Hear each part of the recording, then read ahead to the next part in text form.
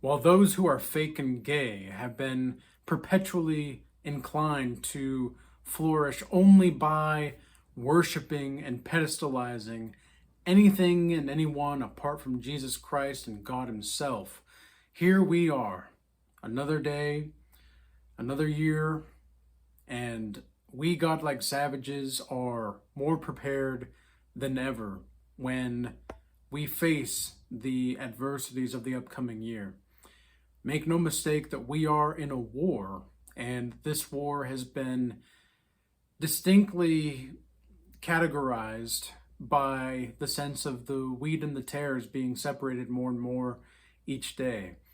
And it seems relevant to me to be talking about this since that we are beginning our ascent into the new year, and we are going into 2026 with more knowledge, more wisdom, and more gratefulness, and more graciousness, and virility, and the audacity to face and live the truth that God has given unto us through His grace.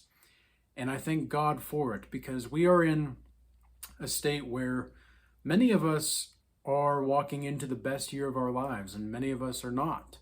But I would hope and affirm and implore you that you decide, therefore, to claim this. Now, I'm not saying that, the name it, claim it gospel or the prosperity gospel. I'm not talking about this type of thing.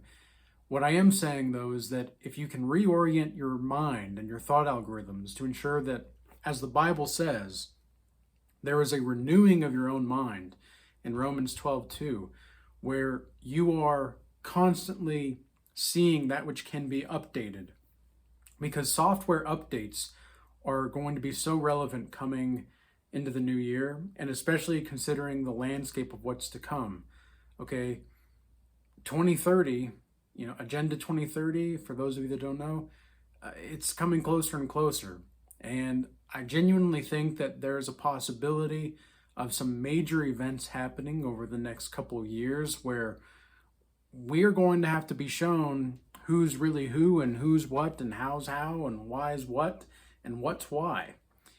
And it's going to be up to us, the godlike savages, to lead the charge into this. But how do we do this strategically?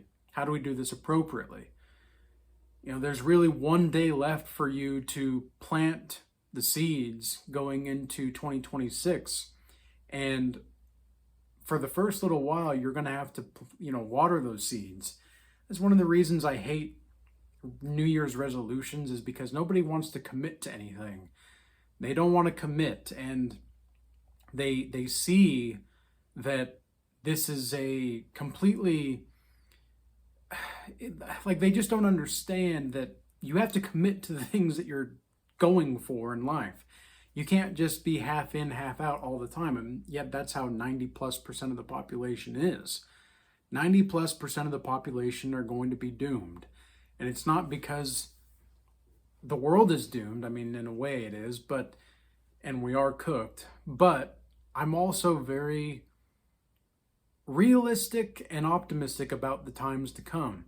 And my whole aim is to ensure that you just live in accordance to who and what you were made to be by Jesus Christ. And a lot of people are just refusing to acknowledge that there's a reason for their existence.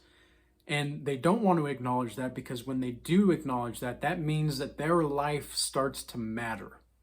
And a lot of people will argue and say, whoa, wait, whoa. Well, I believe my life matters. I know my life matters. It's like, okay, well then why are you depressed? Why are you anxious? Why are you still participating in temptations and sins where you know that there's a stronghold and it's not just a vice? Because I do think that there's a distinct difference between a vice and a sin. And it's not to say that, because all sins are vices, but I don't think all vices can be sins. Not always. Most of the time, yes, but not always. And so it's kind of like eating, a cheeseburger and milkshake, right? Is it a sin? It's not a sin technically. I mean, If you're gluttonous about it for a long duration of time, then yeah, that's going to be a sin. But if you are just eating a cheeseburger and a milkshake because you want to eat a cheeseburger and a milkshake, and you're pretty disciplined apart from that one cheat meal a week or that one cheat meal a month or whatever the case is for you, is that a sin? No, I don't think so. Is it a vice? Yeah, I would say that that's a vice. And there's all different kinds of ways that you can perceive this, but this is why in my book I talk about PIMs, or portrayals in mind.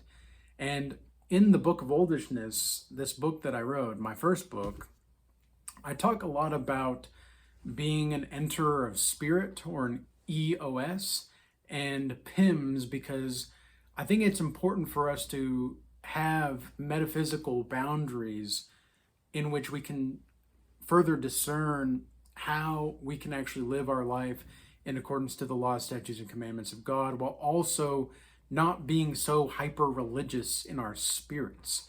And people who are religious, I find, the people who are the most religious and the most faithful, even though they're using their faith as a shield for actual faith. And you might ask, well, Thaddeus, what do you mean by that exactly? Well, what I've seen, because I've worked with over 375 people worldwide at this point over the last 3 years in one-on-one sessions and in the Godlike Master Initiation program, and in the Regal Change Academy alone, we've had probably about, I would say, 250 or so people come and go over the past year. And I even did like a clean sweep for a lot of those people recently. And so we have about 90 members in the Regal Change Academy right now that are active, right? And so we have people that are regularly showing up to the calls, we have people regularly showing up for the classes, etc. And then we have people in the free tier as well as the premium tier. And what I've noticed is that it's the people who are simply faithful and consistent in their faith that are not going to use their faith as a defense mechanism to opt out of certain things or to make excuses for their own inconsistency. You see, people who are not decisive and who claim to be faithful, I see that most often these people are characters, and they're not even characters, they're caricatures of their own character. Now, that's really something to think about. And so their PIM, their PIM is based on inconsistency. Their portrayal in mind about life is based on inconsistency. Whereas the people who are enterers of spirit, they are the EOSs. These people are consistent in their faith, even if things are looking bleak, even if maybe they don't know everything, and they know they don't know everything. And I'm not saying that I do, okay? I'm not the arbiter of truth at all, but I also know what I know, and I know what I don't know, and I can control what I control, and I can control that which I can control. But I let go, and I'm detached from everything and anything that I cannot control. And it's very important and vital for this understanding as we move forward. I think what makes this so complex for so many people, and what makes consistency such an issue for so many people, is that they see themselves as people who are they themselves sensitive to their own criticism. And this is what happens when people self-sabotage. And this is exactly what happens when people make New Year's resolutions and are fake and gay when they don't commit to them. That's why I tell people all the time, and I've been saying this for a while now, it's like, don't make New Year's resolutions. Don't make them. Just start now. Why do you have to wait? Why do you want to have one more dance with the devil before you go and do, something righteous? That's not true righteousness, because you're not operating from a place of true righteousness. Now, if you have a plan, if you have a plan of action, like let's say, for example, you're fat and you are trying to lose weight, the best thing to do is to not go cold turkey, likely. Now, you possibly can do that. And if you can do that, just like any kind of addiction, it's possible to do it, but is it going to work long term? Probably not. Okay, probably not. You kind of have to wane off of it. Now, if you have a plan like that to wane off of it, that's a completely different story. Okay, but if you're just, well, I'll do one more, one more drink or one more burger or one more milkshake, one more pizza, and then I'll go back to the discipline. No, it doesn't work like that, because again, you're not operating in your PIM, your portrayal of mind. You're not operating from a PIM that is righteous. You're not operating from a place where you are seeing the inconsistency of your own being. And what I've noticed about godlike savages is that they are radically self-interested. The people who do the best with the people that I work with, whether it's in the Godlike Master Initiation Program, one-on-one mentorship calls, Regal Change Academy, they're consistent, they're radically self-interested, and yet they always show up to their relationships ready to give first. They're not even worried about taking. They're not even worried about receiving. They're open to receive. They're ready to, but they're not like, give me more. They're not arms wide open like, okay, I'm ready for my gift of godlike savageness. It's not like that. And it's not to say that if you're only in a place where you can just absorb the information right now, that's a bad thing. Okay, but if you have the self-awareness to recognize that, that's what makes you different. That's what makes you actually a godlike savage in training, and you're on the path to godlike mastery, because you're self-aware enough to know that maybe right now, all you need to do and focus on is just absorbing information. Okay, so for example, right now, I've been doing a lot of research into the finance realm and the finance domain. Lots of research, because last night in the Regal Change Academy, we just finished up the Art of War, Iron-Minded Wealth class. And what's crazy is I had an epiphany today about Bitcoin.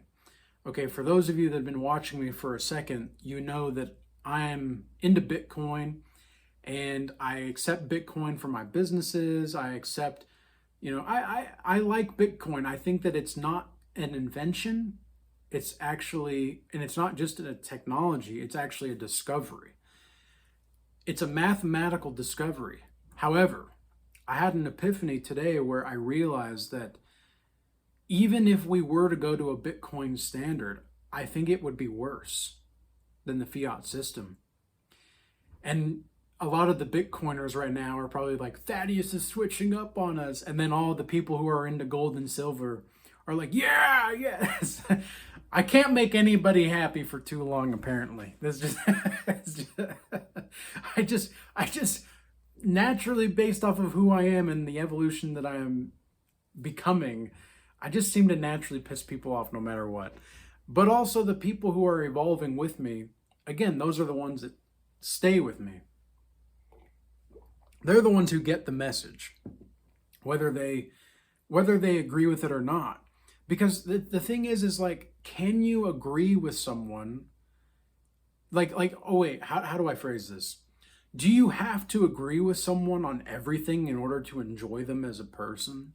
Because there are content creators, for example, where I don't agree with them on everything they say, but I know damn well that I would much rather have that person by my side in the financial war that we're facing, in the spiritual war that we're facing, and in the economic war, and in the educational war, than some of these, hyena dodos that are fake and gay. I would much rather have a lion that at least stands on their own sovereignty, who maybe I don't agree with everything on, but we can be allies. Because we're trying to promote righteousness. We're trying to do what's right and just and good and merciful and beautiful. That's who I would rather be around. And so I was doing a lot of research with this thing over the last the last, I would say 6 months really, with finances, but especially heavily over the past few months. And within the last couple of days, I just had this epiphany where I realized that I don't think we can go back to a gold standard. I don't think we can go back I don't think we can go to a Bitcoin standard. And yet the fiat system is kind of, I hate it. I don't like it. And I think that we ought to go to war with it. But it's weird because it's kind of a love-hate relationship in some sense, because there are tools to the financial system that we currently have that under the Bitcoin system, you wouldn't be able to move. You wouldn't be able to, like, the wealth gap would be so large at some point that people who don't have Bitcoin, it would be horrible for them. They would be in terrible living conditions. And again, if we were to go to a Bitcoin standard, and because it is the only finite asset we've ever seen, and it is digital. There's pros and cons to it. But the thing is that there's just too much at stake. There's just too much at stake either way. And so I don't think we'll get to a Bitcoin standard, anytime soon. But I also think the fiat system it's on its last legs. And if you don't believe me, look at the price of silver right now. Okay, silver's never been more volatile practically ever. And usually this is a sign of market manipulation. Now, if you want to look up some of this market manipulation stuff, people who say that I'm crazy or whatever, or I'm a conspiracy theorist, just go to the Fed website. Okay, go to the federal website, the Federal Reserve website, and look up how they literally tell you that they're manipulating you. And they literally tell you that we don't really do anything. We just tell you what we might do, and then you guys respond accordingly, and then we readjust as you respond. Is it like it's on the Federal Reserve website? They don't hide it from you. It reminds me so much of the classic 2024 Olympics in Paris, where you saw all the fake and gay stuff, and then you saw the parody of the Jesus at the Last Supper with this fat, ugly transgender woman, and you think to yourself, like, this is what they want. Like, they want to mock God. And they're telling you openly what their plans are. They're trying to dehumanize you and demoralize you to the point in which you mock God with them, demons. And you can either choose to do that and continue with that, or you don't. But the thing is that we're just at a crossroads where I think and I'm not saying this is financial advice, but I think the only thing that we can do right now is to diversify our assets, get hard assets, get cash flowing assets, learn how to grow food. And for all the people that will say, oh, well, tell that to all the people living in an apartment or whatever, like, I can't grow a garden. Okay, guess what? In the Regal Change Academy, we have somebody that is practically a specialist when it comes to the hydroponic gardening. Okay, he's got his own hydroponic gardening, and he's in his own one bedroom apartment. He's got an apartment, and he's got this whole thing. He even says he makes more food with that hydroponic system than he can eat. And this guy's in an apartment. So look, like, we have to recognize that there are ways to beat the system. There are ways to play the system. And all these people that want to keep making excuses are not going to make it. They're just not going to make it. They're making their life too complicated. And it's like, well, look, you can get mad at the system, or you can start actually, doing something about it. And that's what I want to focus on going into 2026 is we don't need to be clever. We don't need to be geniuses. We need to be a little bit more retarded and stop thinking so much and start being more consistent in whatever we do and say, whatever the consequences may be, let those consequences be. But we're going to ensure that we calculate accordingly. We're going to do what Sun Tzu talks about in The Art of War and calculate, calculate, calculate. And then finally, we're going to strike like a falcon. Okay, that's what we do as godlike savages. If we want to be in a godlike mastery frame of mind, what we have to do is we actually have to follow through. And I see way too many people being inconsistent. They say they're going to do one thing and then they do another. And it's like, look, I'm not upset with you. I'm just, you've shown me who you are. And there's nothing that I can do about that. At this point, there's nothing that I can do to change who you are. I can try to, give you proper influence into living a righteous, godly life, but I'm not going to force you to do anything, and I'm not going to force you to be consistent. But if you want to be here, consistency is the way to go. And that's just the way that life is. This is just the way that we have to experience life. And again, it's up to us at the end of the day. You get to claim whether or not this next year is going to be the best year of your life.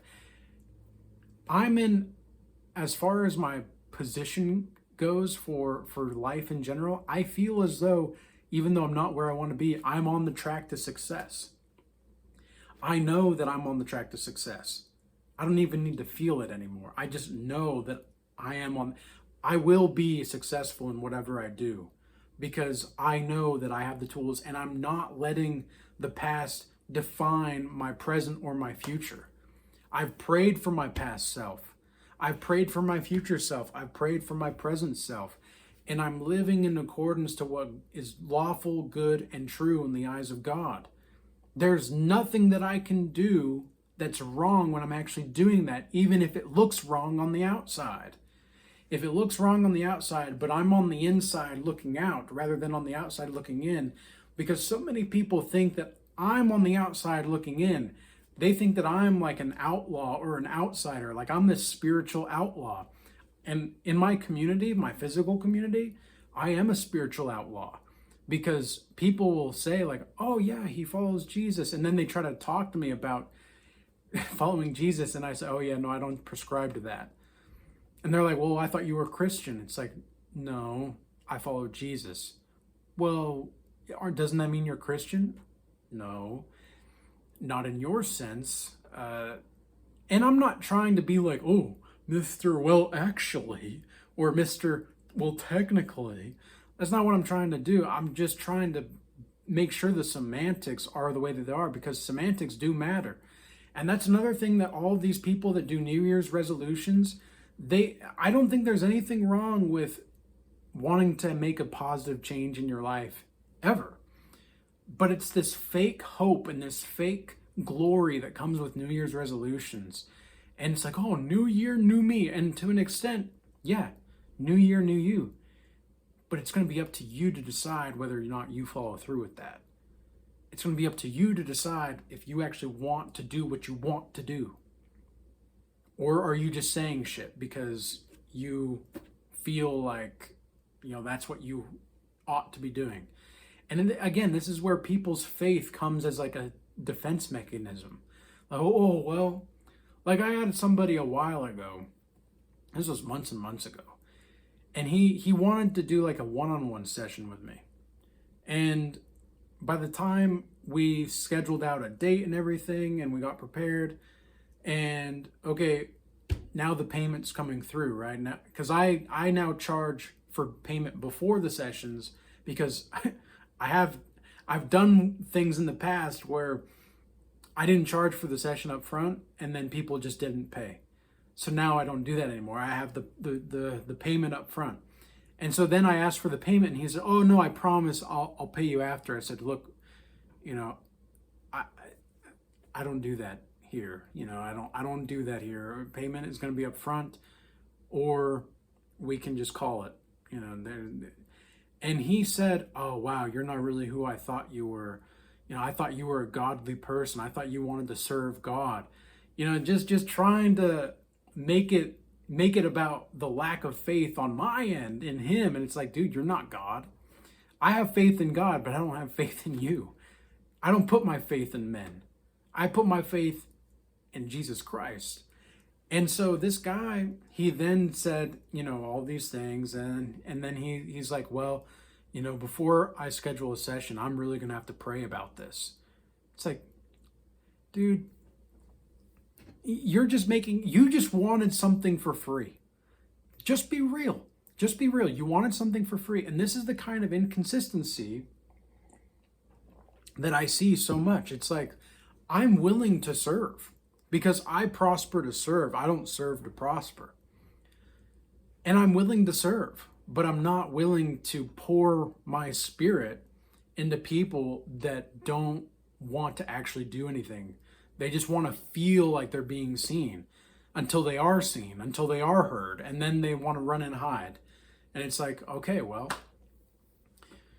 I've just seen this too much at this point. I've just seen this way too much, and I've seen how people respond, and I see the way the people, they believe that they're better than they really are. And there's nothing wrong with, look, if you're a godlike savage, own that. Own it. Be radically self-interested, but don't act like you're this, oh, I need to go to God to pray about this before I make a decision. And then you attack somebody else's faith because they do business in a certain way. I mean, this is just crazy talk. This is crazy talk. Look at what their fruits are, right? And it's not like I was restricting access to anything or anyone. Like, if people reach out to me with questions and such, I'm going to answer them. I'm not going to leave anybody hanging just because, if they have a question, that's fine. But if they want to have like a discussion, okay, that's when, we'll set things up. But if they just have a quick question, it's like in the comment section on YouTube or X or whatnot, I want to have a relationship with the people. But it's like these people, they don't want to have a relationship with themselves. And so they want to be consistently inconsistent so that they don't have a relationship with themselves. And that's what happens around New Year's, is they all want to perceive themselves to be this appearance of who they are. And then they don't want to commit to it. And then everything is fake and everything's gay and people are retarded, but they're not retarded in the way in which you actually maybe need to be. It's okay to listen to your inner retard. It's okay to listen to your inner retard and not think so much. But that's when everything starts to matter. Because if you're inconsistent, then you get to choose what matters. And it's like, no, if you follow Jesus Christ, everything you do matters. Make no mistake about it. Make no mistake. Everything you do when you follow Jesus Christ, when you pick up your cross daily to follow Jesus Christ, that's what's going to happen. Because you have to make that regal change in your life. Otherwise, it's not going to happen. So with all that being said, I hope this message was useful and insightful for you. What a freaking day. What a day. It is beautiful outside right now, though. And it's a good time to be alive. And again, we're cooked, but I'm very optimistic. But I'm also realist about everything going on. So, just keep this in mind, okay? Pay attention to your thought algorithms. See if you need to change your thought algorithms or update anything. And live in accordance to that which is lawful, good, and true in the eyes of God. With all that being said, peace. Until next time.